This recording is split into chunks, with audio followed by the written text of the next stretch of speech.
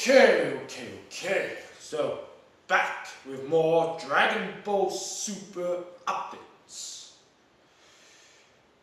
Tournament power is about perhaps halfway underway, and 2 casualties of Universe 7 thus far, being Krillin due to his own cocky stupidness, and recently Tien Shinhan, who thought he got the best of his opponent, but his opponent did a 180 on him, but because he had clones, they grabbed onto him. He used the multi-form technique. Boom, he took the opponent down with him at least. Krillin was knocked out by Frost, that dirty cheat of a bastard. More on him a bit later. So, Universe 7 and 6 have 8 fighters remaining, yes, respectively. Universe 6 have lost Botamo to Gohan, and and another character who's just pretty much fodder, that I'll get into it now. Vegeta's been seen on and off. Thus far, there has not been a single centric, focused episode on him yet. He's either there for a brief moment, or he shares the spotlight with Kakarot. It's been nothing but Kakarot, even when he doesn't do very much. He even revived Roshi one point. Yeah.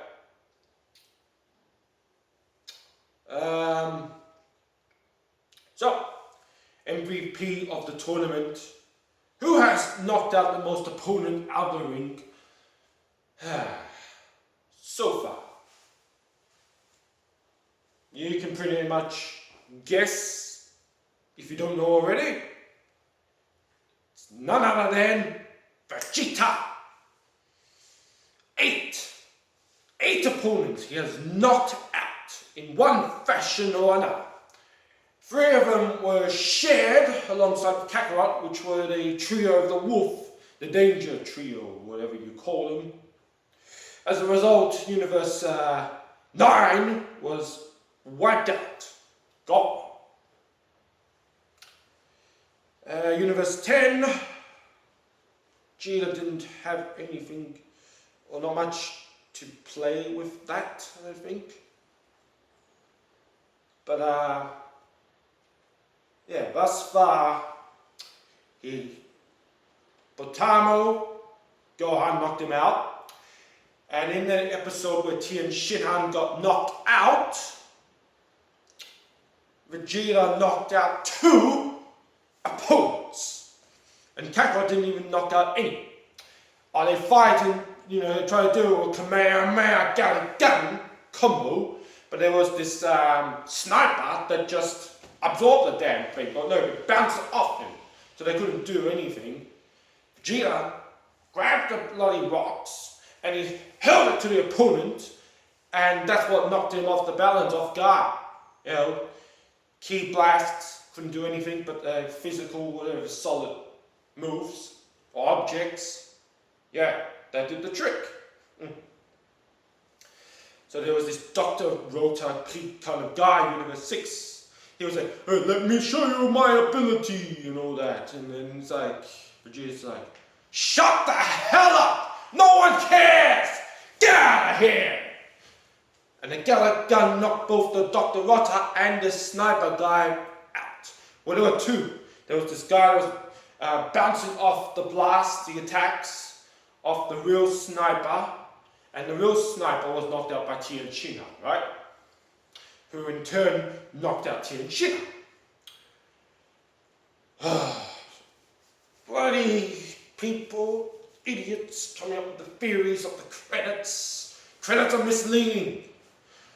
It goes Krillin, Tien Shinhan, Vegeta's supposed to be next to go. What the hell, the MVP thus far, the next to go? And, it's Saiyajin. He's one of the key role members on the team. And then who else? I think, oh, the androids, after following Vegeta, Piccolo, Roshi, Frieza, if I can remember off the top of my head, and then the last one's are Kakarot and Gohan. Gohan would be the last one standing, according to those credits. Ah, my god, it's misleading. Like I think I've explained in the past, the opening back in the Zamasu arc, the slide-in panel, besides the usual opening, the title credits, right? Where Vegeta's there alongside with Kakarot. Slide-in panel of Zamasu and Black and Future Mai, Future Trunks and Kakarot, of course, Kakarot has to be on it. Vegeta, nope. And yet, when it came to Black, it turned out to be the real MVP. Kakarot couldn't even body him. He had a shot when he supposedly got angry. Oh, Chi-Chi, Goten were killed by, their hands, and that's why he because he switched bodies with him in a parallel universe, an alternate timeline. Nah, Black still bested him. And Vegeta, third time the charm, Black couldn't do shit, he didn't know what to do. Yeah. The first encounter, Black blindsided Vegeta, and that's why Vegeta he got stabbed. But then he rose up as a Super Saiyan Blue, and boom, Final Flash countered a finishing move against Trunks and Kakarot before they could bite the dust from the combined attack of Zamasu and Black. That was the first encounter. The second, not that much really Vegeta could do. It was more of the Trunks moment, the rage moment. Give that to Trunks. Vegeta returned into the past, hyperbolic time chamber for a good half a day, like 6 months. Returned to the future. Trunks was pretty much out of commission, not much he could do. He tried his best, to defend things off. Vegeta bodies Black. And then Black, no choice, fused with Zamasu. And then Vegeta tried his best with the father-son assist Trunks with the gun. And took the hit for Trunks when that failed. And ultimately it was given to Trunks. The physical kill, Trunks was the MVP by absorbing it, whoever was left remaining energy, right, into like a Genki Dama Spirit Bomb. Even Vegeta and Kakarot, when they lost the fusion of Vegito, they offered their whatever energy they had. So it was given to Trunks.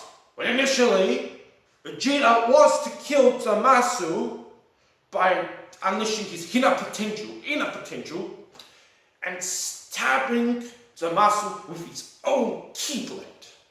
Physical kill, I don't know, the kill in general, before the idea of, let's bring Vegito back, we need Kakarot in the picture, he's the main. Main, we set up Vegeta, he's supposed to be main too now. Dragon Ball Super is just as much as his arc than Kakarot's. Anyway, that's kind of off topic besides the point, and yeah, Vegeta gets his short end of the stick. We'll see. Because in the 1 hour special to come, which will cover 109 and 110 respectively, the big Kakarot and Jiren showdown, the credits are going to change. The song is going to change. Thank God, because right now we have some gay-ass woman singing bloody bullshit that doesn't fit this bloody tournament scene feeling at all. Oh, yeah, finally get some rock back into it. So it's gonna change. So if it changes, that so-called theory about elimination is going to be invalid completely. Alright, now to to the main meat overall of this video. 107 recent developments, major spoilers. You don't want, leave now. Frost back to his dirty tricks, and he's gonna use Vegeta. And Roshi comes up with a bright, brilliant idea for whatever reason, because he's in the way or whatever, and to me, doesn't make logical sense because of it, the very name of the technique. And at this point, it could be just a name. Roshi uses once again the freaking Mafuba. Not Frost. He does not use it on Frost. He uses it on freaking Vegeta. I know Vegeta's on Universe 6 and opposing sides, but is Vegeta evil? Last I checked or heard of that, I don't think so. What is the classification of being evil? Frost has more classification of that, if he's dirty, scheming, and behind the scenes, in some way, he's worse than Frieza. Frieza's more direct up front. He wants to kill someone or whatever, gets a job done, destroy a planet. He simply doesn't.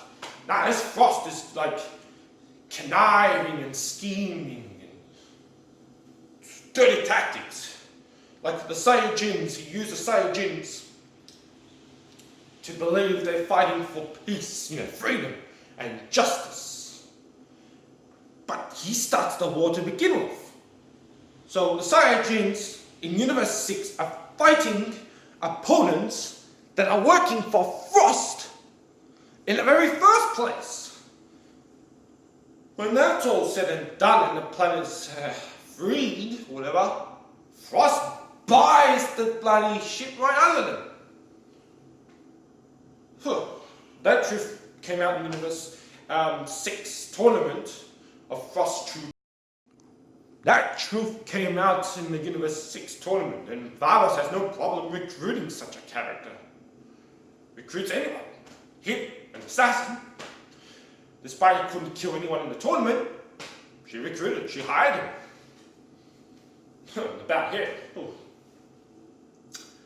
Anyway, I digress. Roshi uses Mafuba, and guess what happens? Frost finds a way to counter it. Don't tell me he learned the damn thing or whatever, like ass pull like Trunks. Like Kakarot initially learned it in the anime, and he was gonna use it on Zamasu, but no, he got ambushed along with Vegeta when the Black formed the clones and whatever, and then Trunks had to learn it from a bloody video Piccolo demonstrating at the last minute. In the manga, no, Kakarot was the one to still use the technique.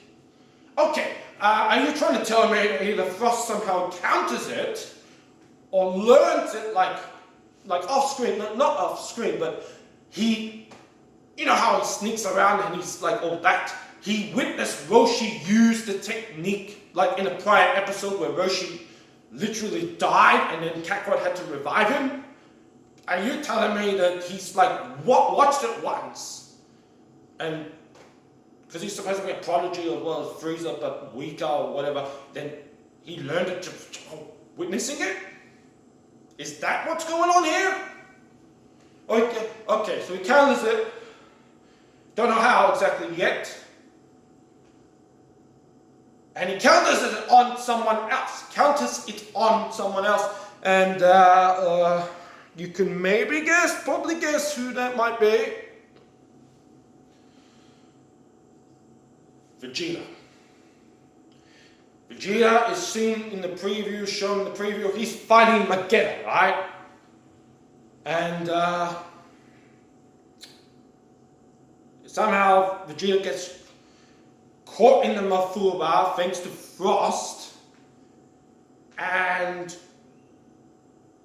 The genie in the bottle. Literally. The genie in the freaking bottle. So Frost has seemingly trapped him. Tricked everyone. And Roshi's down, of course. He's wiped and shit. And Frost is like, has a foot on his chest. Vegeta is seemingly trapped in the bottle. This is coming up this weekend because there was a week off of bloody Super because of the Japanese anime retelling of history. You know, Japanese history, like they had Vegeta play Nobunaga. Nobujita. Okay.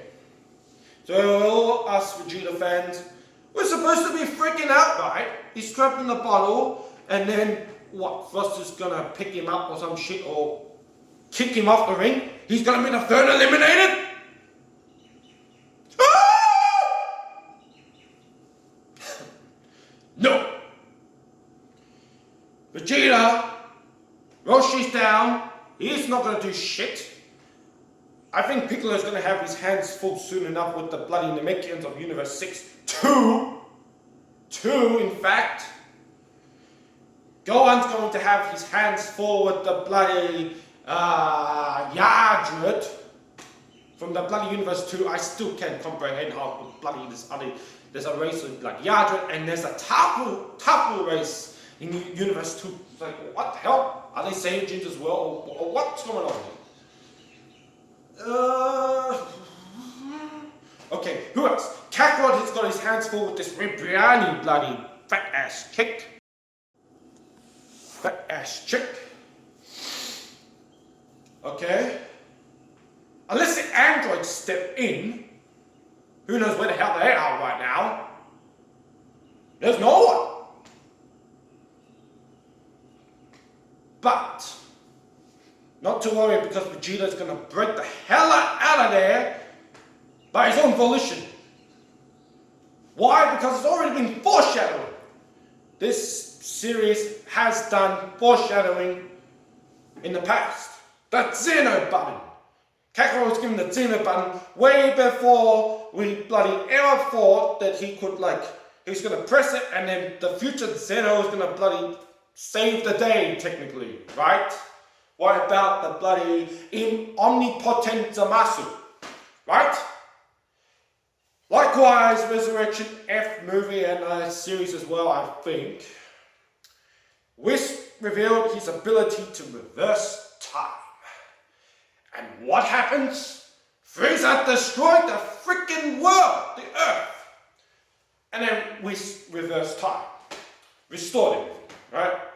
Vegeta was saying he's still alive. It was cancelled out that Frieza killed him. Never happened. And then Kakarot finished Frieza off, right? Alright. Now, two separate occasions in the previous arc. Zamasu arc. Vegeta in the hyperbolic time chamber for 6 months. All of a sudden, while Kakarot's just learning the Mafuba, which was a complete waste of time, but they had to give him something to do. Sure, as I was saying, Vegeta 6 months in the hyperbolic time chamber just prior to facing Black for the 3rd time. Outside lookout, Dende and Popo were just looking out things and whatever. All of a sudden, BOOM! The freaking time chamber literally, a whole bloody building blown up. Smoke everywhere. And Vegeta emerges and he's huffing, puffing. And there's steam coming out and he's sweating and shit. And then Popo and then they're like, what the hell just happened? Did this man just blow up? The time chamber blow up for a different dimension? What the? And then Vegeta just flies off like it was nothing. Leaving Popo and Dende to clean up the mess, obviously. and then he trumps black. Alright, so now TOP, Tournament of Power, Saga. Vegeta once again goes into the hyperbolic time chamber. A bit less now. He has like 3 hours equals to yeah, let's see. A significant amount of time. But I think his mindset's a bit different now. Anyway, Popo's like, you will be banned if you break it again. She's like, whatever, goes in. And of course then he yells, the one who will beat Kakarot and be the last one standing is me! Next episode.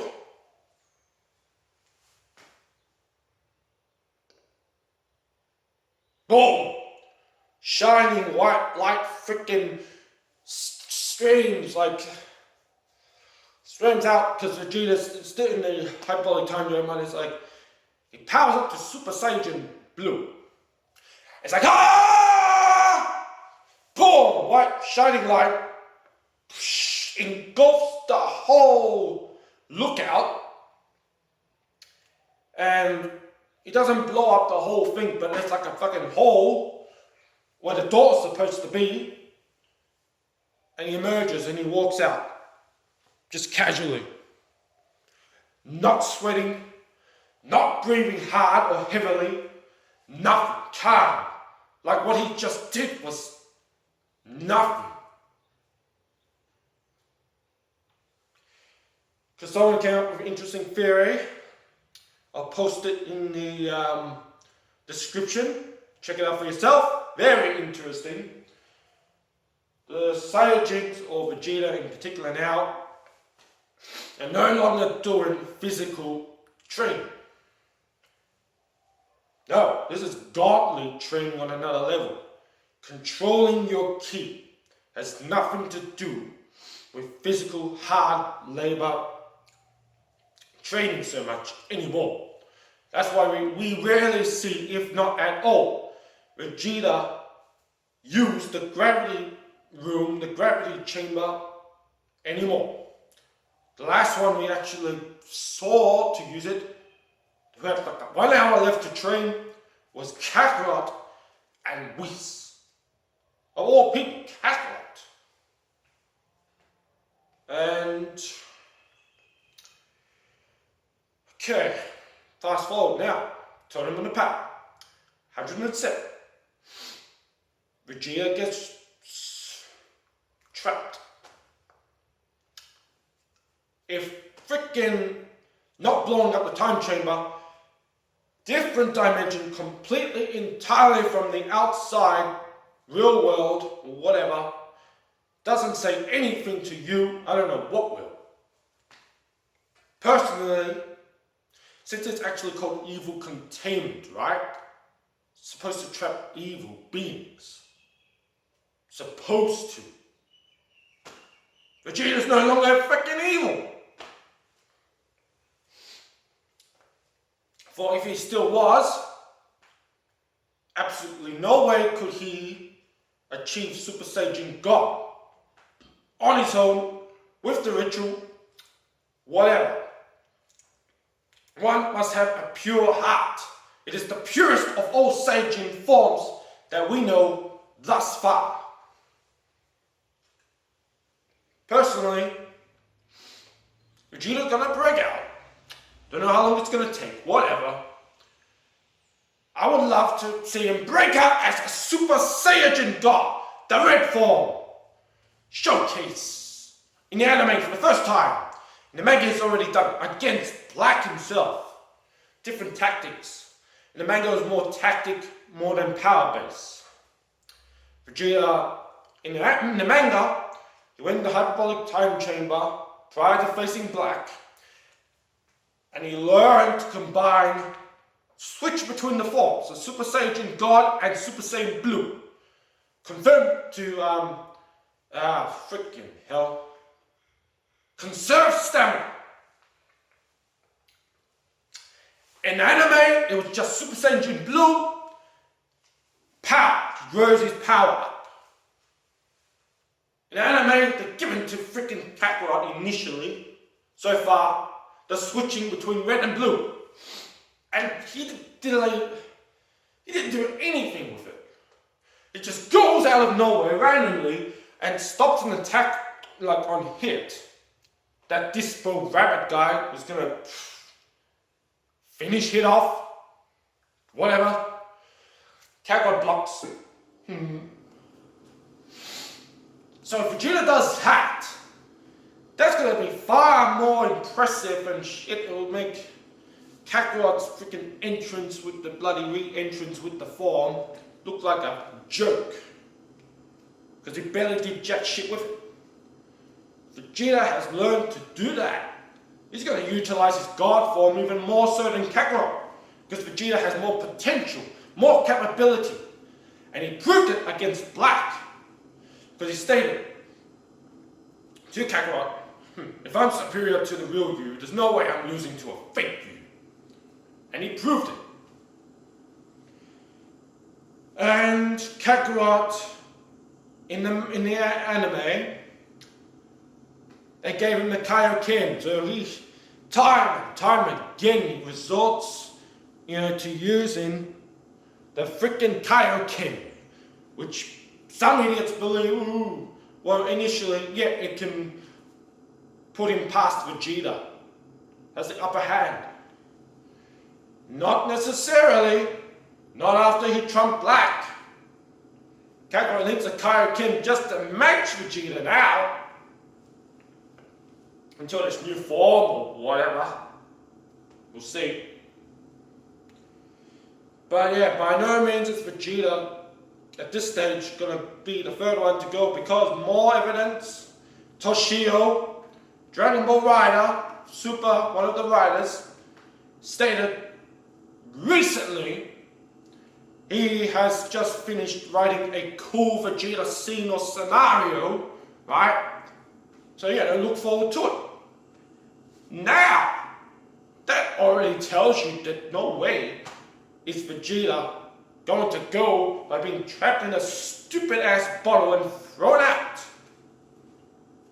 No. Because this tournament is presumed to finish in November. November at some point, I don't know if it's the end of November or what, but yeah, that's when it's going to end. November. At some stage. It started in July, the actual tournament started in July. They had the whole year they've been delaying, postponing or building up to it, literally the start of the year, like January, February. Kakarot started gathering fighters for the tournament and all that stuff. So literally almost a whole year. This arc has been going for. So July, August, September, there's like 4 months. 4 months of the actual tournament.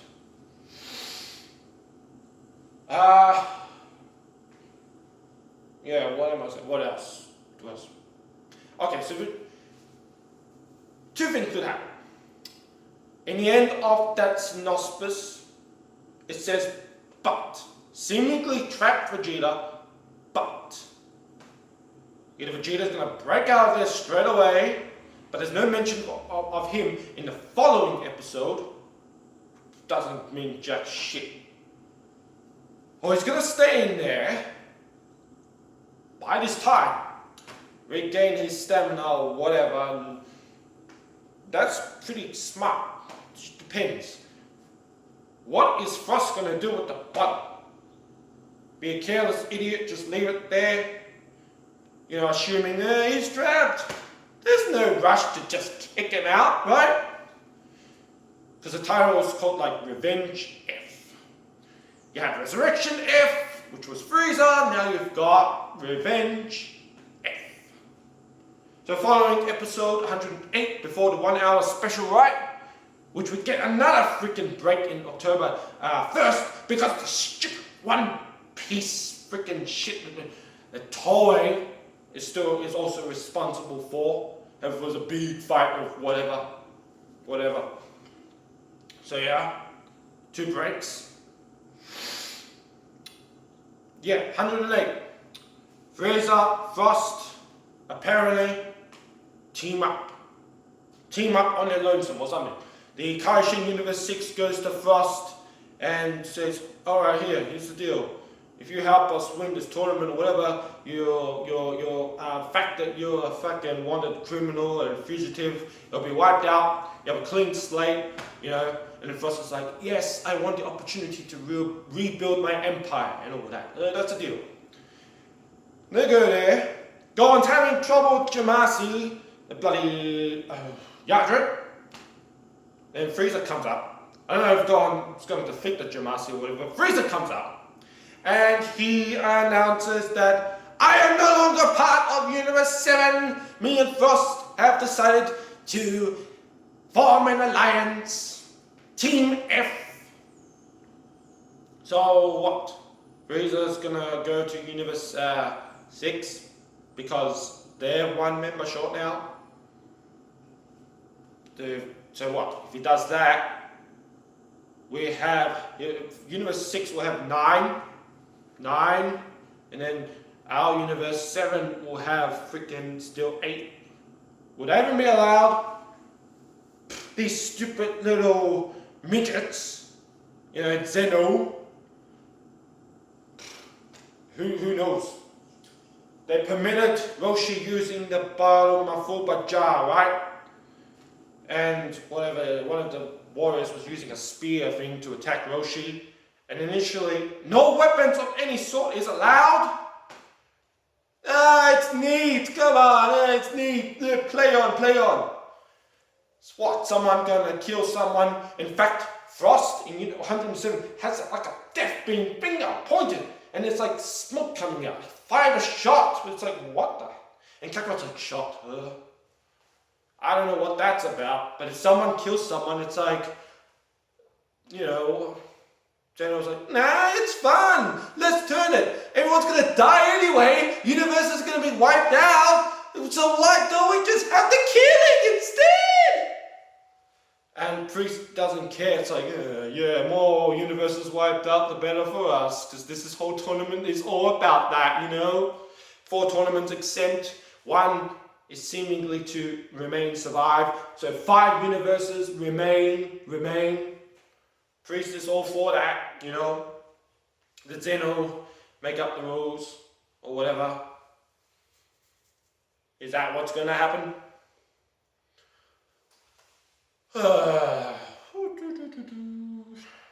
What else can I talk about? So we just have to see what happens, but yeah. Blowing up the time chamber and, you know, presumed cross-dimensional power Vegeta may have some part to play. Gonna face rematch with Hit. They've been teasing us. They've been dick teasing us with that, you know? Vegeta saw Hit and he's like confident, I'm gonna pay these guys back now, you know? And he charges to Hit. And then Botano gets in the fucking way. And then Vegeta also joins him.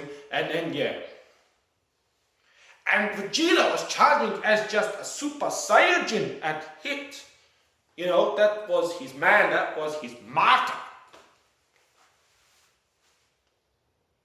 And yeah, the theory also goes, if you check out that video, Whis, you know, the concept is to have your body move by itself.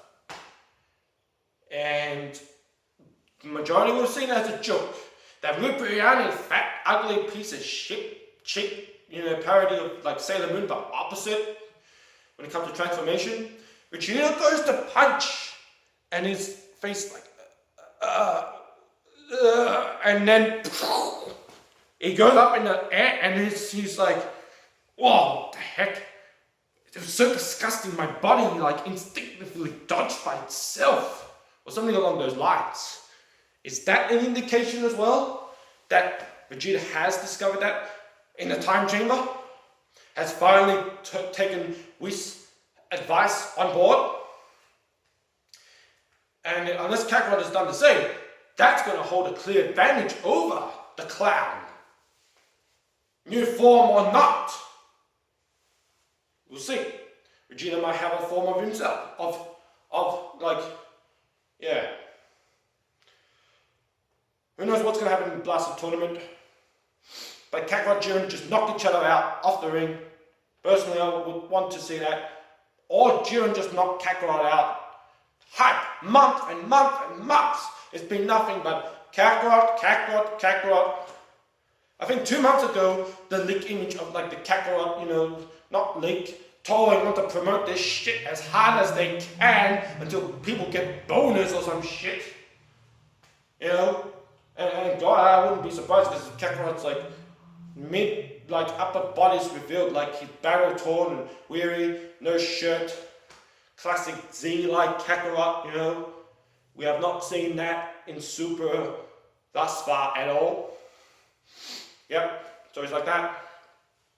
And the theory has come now that this new form's going to do a Spirit Bomb. He's going to form a Spirit Bomb, absorb it within himself, thus created the new transformation. It's like, okay, how original that would be. But, yeah. They robbed Vegeta the Zamasu arc. Maybe they make it up to us in this one. In some way, shape or form. They're throwing us off. We see Vegeta here and there. Same as we've seen Frieza here and there. And Frieza supposedly betrays us. Yet again. We probably betray Frost as well, or whatever. Who knows what the fuck that mental piece of asshole is like concocting. He wants to overthrow Beerus, he wants to overthrow the gods and like what? He win the tournament and then the dragon is, thingy. And then it's like, instead of like Frieza, it's like, I wish to be alive. So, no, I wish to take the place of Zeno. Take the place of Zeno. Or the Great Priest. And then it's like, Zamasu with the Super Dragon Balls already has done that with Kakarot. Switch bodies through the wish. Because that dragon seemingly, the Super Dragon, or what the hell was that dragon called again? Whatever I call Super Dragon,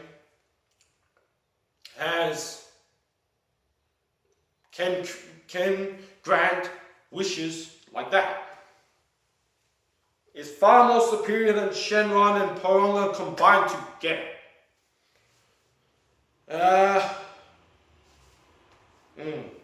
So is that what Frieza is concocting, planning? Frieza Frost fusion? I mean, we don't know much about the Frieza race. Anything they could ask pull. Frieza Frost fusion, and then that would make Frieza part of Universe 6. So, what the fuck? And then technically he wouldn't be dead. Because Busaka Vegeta, when he came back, he had the Halo. Potara fusion with Kakarot Vegito, no Halo. He was alive. And guess what? Vegeta was the dominant one of that fusion. So what? They fuse, and obviously they would make Frieza more of the dominant one. And then no Halo. And would it be a permanent one like Namekians? Or they can ask for anything. But personally, if they really have done this and they make them betray everyone, if they get wiped out, like knocked out the ring, Beerus, Champa, Hakai! End of the two scum. Ironically, Cooler's better than them, and he's not even canon, unfortunately. Cooler actually respected these men, had more dignity, and all that shit, yeah? So yeah, if Frieza betrays us yet again, screw you, Hakai. And he wouldn't exist at all, not even dead, nothing. And then sorry, GT can never possibly be canon. Because GT, Frieza's in hell with Cell. And then right now there's a theory, Vegeta and Kakarot are going to lose their god powers at some point. Yeah, I could buy that somehow. And yeah, then they would just have Super Saiyan, the standard Super Saiyan forms. But then it's like, couldn't they do the ritual, the God ritual, and then they get the God powers back that way? What else? Pilaf Gang are going to revert to their original ages, bodies, and whatever. But I don't know, there's a thing with Mai and Trunks, which is good, interesting. The fact they gave it to Trunks, that Trunks has something with Mai, as opposed to, Goten, already, spotlight. Vegeta's family. The special before this all even began. Tabo, Vegeta's younger brother. Freaking Toriyama himself, after Battle of Gods, stated, if there's another movie, I would wish, to make Vegeta be the hero of, the movie. These are intentions, and that didn't happen. Resurrection F. Vegeta had his moment against Frieza, but was not allowed to be given the kill. Nope. What was alright in Super is Vegeta Ginyu returned. Of all the bloody people, beings, Ginyu returned, and Vegeta killed him in the Tagoma body. So he killed all the Ginyu Force members. That was a compensation for not being allowed to kill Frieza. Yep.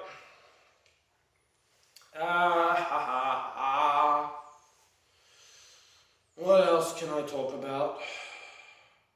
I think I've made some points across. Hopefully I did. We'll see what happens. This Sunday. Goodness gracious me. So this Sunday there'll be an episode. And then the following Sunday there should be an episode. And then the 1st of October, no episode because it's a One Piece stupid 1 hour special. Then they make up for it with Dragon Ball Super 1 hour special the following Sunday after that. The 10th, I think. Or something along those lines. Yeah, so we're getting to the meat of it. Kakarot Jiren is coming. And we don't know any other fights, but yeah.